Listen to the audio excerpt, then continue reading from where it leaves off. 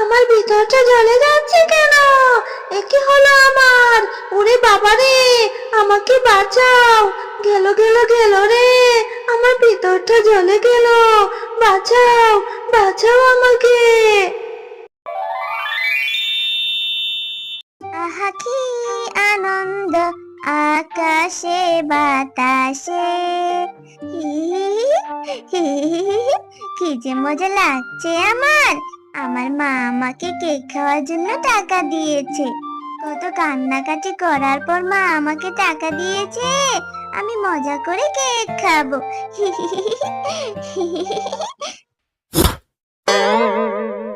আরে আরে, আমার শখ করে কিনে আনা কেকটা মাটিতে পড়ে নষ্ট হয়ে গেল। এবার আমি খাবো কি? এই শিকড়ের বাচ্চা শিকড়ের জন্য আমি হোঁচট খেয়ে পড়ে গেছি। আমার কেকটা কত কষ্ট করে মায়ের কাছ থেকে টাকা এনে কিনেছি, আমি কেকটা কিনে খেতেও পারলাম না। আমার কেক। আহারে, আমার শিকড়ে হোঁচট খেয়ে পড়ে মেয়ের কেকটা নষ্ট হয়ে গেল। ইস, কত কান্না করছে। আমার শিকড়গুলো হয়েছে, একদম কথা শোনে না, যেখানে সেখানে ছড়িয়ে ছিটিয়ে পড়ে। এই মেয়ে শুনো, কেক নষ্ট হয়েছে বলে এত কাঁদতে হয় নাকি? হ্যাঁ, যাও বাড়ি যাও, বাড়িতে গিয়ে আবার টাকা নিয়ে কেক কিনে খাও। তুমি আর এমন করে কেঁদো না। চুপ করো তো গাছ, একদম কথা বলবে না। তোমার শিকড়ে হোঁচট খেয়ে তো আমি পড়ে গেছি, আর পড়ে গিয়ে তো আমার কেকটা নষ্ট হলো। আর তুমি কিনা বলছো টাকা দিয়ে আবার কেক কিনে খেতে। কেক কিনে খাওয়ার টাকা কোথায় পাবো বলো? এই একটা কেকই তো আমি কত কষ্ট করে কিনেছি, তুমি জানো? আমার মা অন্যের বাড়িতে কাজ করে, আমাদের অভাবের সংসার। আমার মা একটা কেকই কিনে খাওয়াতে পারে না। কত কান্নাকাটি করার পর মায়ের কাছ থেকে কেক কেনার টাকা নিয়েছিলাম। আবার কি মা আমাকে টাকা দিবে কেক কেনার জন্য? হ্যাঁ, আমরা কি বড় লোক? আমরা তো গরিব, এত টাকা কোথায় পাবো? হলো না, আমার আর কেক কিনে খাওয়া হলো না। আহারে, মেয়েটার কথা শুনে মনে হচ্ছে ওরা ভীষণ গরিব। আমার শিকড়ে হোঁচট খেয়ে তোর শখের কেনা কেকটা নষ্ট হয়ে গেছে। এবার আমি তাকে আবার আগের আনন্দ ফিরিয়ে দিব। আর অনেক দিন হয়ে গেল আমি কোনো গরিবদের সাহায্য করিনি। আর যখন সুযোগ এসেছে, এখনই আমি তাকে সাহায্য করব। শোনো মেয়ে, আমার জন্য তোমার কেকটা নষ্ট হয়েছে তো, এর প্রতিকার আমিই করব। আমার গাছের মধ্যে যে একটা ফুল দেখতে পাচ্ছো, এই ফুলটা তুমি বাড়িতে নিয়ে যাও, তোমার সব সমস্যার সমাধান হয়ে যাবে। এটা বাড়িতে নিয়ে তুমি পুকুরের মধ্যে রোপণ করে দিবে, দেখবে তোমাদের সব সমস্যার সমাধান হয়ে যাবে। ঠিক আছে, তুমি যখন এত করে বলছো, তখন আমি তোমার এই ফুল পেড়ে আমি নিয়ে যাব, আবার তোমার কথা মতো রোপণও করে দিব।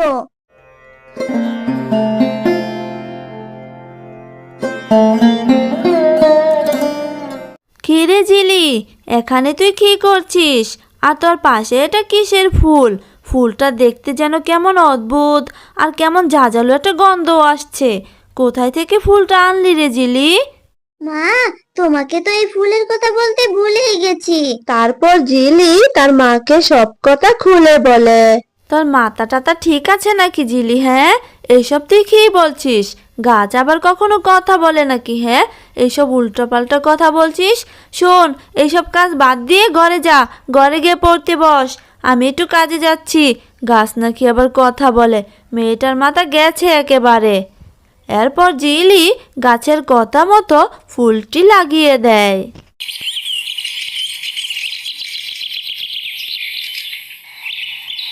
ও মা, এটা কি দেখছি আমি? কাল যে আমি ফুলটা রোপণ করেছিলাম, সেই জায়গায় এখন হাঁড়ি পাতিলের গাছ হয়েছে। এই জন্যই বুঝি গাছ আমাকে বারবার বলেছিল গাছের ফুলটা নিয়ে যেতে। কি হয়েছে রে জিলি, তোকে এত খুশি লাগছে কেন? মা দেখো, কাল যে আমি এই জায়গায় ফুলটা রোপণ করেছিলাম, সেই জায়গায় হাঁড়ি পাতিলের গাছ হয়েছে। এখন থেকে তুমি হাঁড়ি পাতিলগুলো বিক্রি করতে পারবে মা, আর সেই টাকা দিয়ে আমি কেক কিনে খেতে পারবো। কি মজা, তাই না মা? খবরদার জিলি, তুই এই গাছ থেকে একটাও হাঁড়ি পাতিল ছিঁড়বি না। ফুল থেকে হাঁড়ি পাতিলের গাছ হয়ে গেল, কেমন যেন একটা সন্দেহ লাগছে।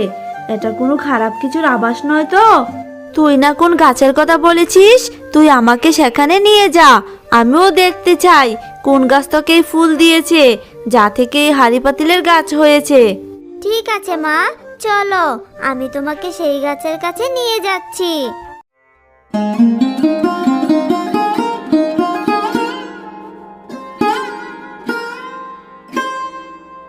এই গাছ, বলো তুমি আমার মেয়েকে কেন ফুল দিয়েছিলে, যা থেকে হাঁড়ি পাতিলের গাছ হয়েছে?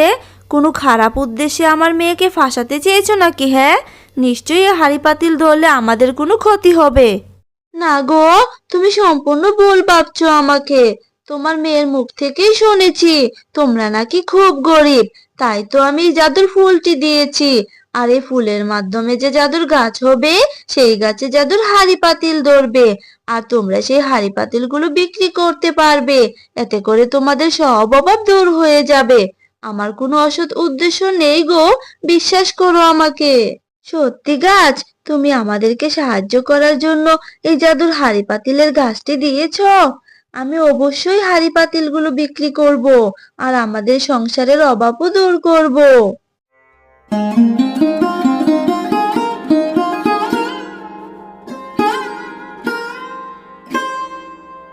চল মা, তাড়াতাড়ি গাছ থেকে হাঁড়ি পাতিলগুলো পেড়ে নেই।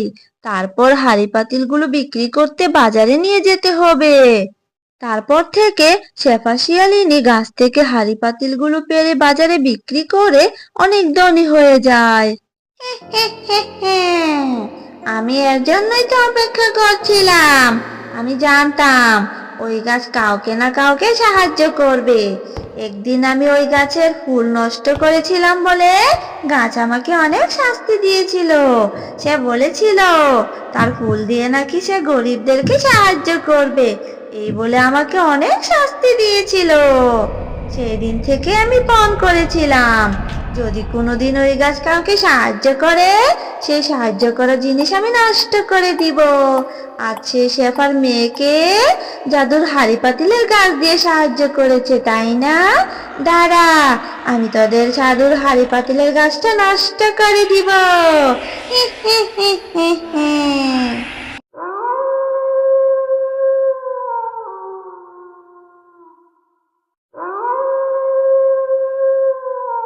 এই তো, এই তো সেই জাদুর হাঁড়ি পাতিলের গাছ।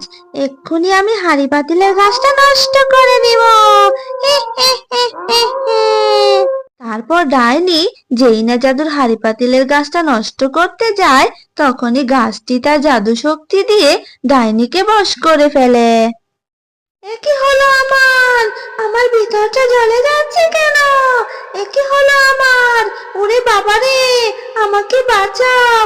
গেল গেল গেল রে, আমার ভিতরটা জ্বলে গেল। বাঁচাও, বাঁচাও আমাকে।